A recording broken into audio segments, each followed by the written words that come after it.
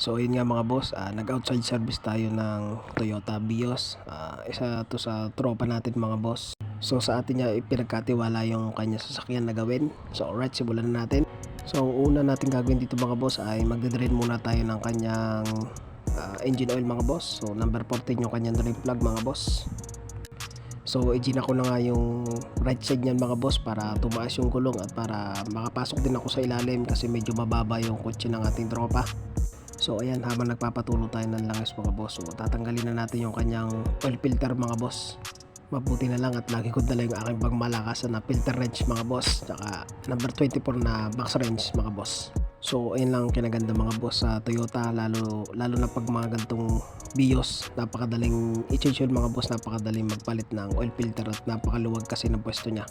So ayan, normal talaga yan pag nagpapalit ng oil filter, may tutulo dyan langis mga boss. So habang nagde-drain tayo ng kanyang engine oil mga boss, tsaka nagpapatulo din ng mga natirang langis doon sa oil filter mga boss. So binuksan ko na yung gulog dito sa harap sa may bandang kanan mga boss. Kasi kasama sa gagawin natin yung paglilinis ng preno. So mukhang all goods po yung kanyang brake pads mga boss. Makapal pa, so lilinisin lang natin yung mga boss. So abangan nyo yung part 2 mga boss ng paglilinis ng preno nito. Salamat, God bless.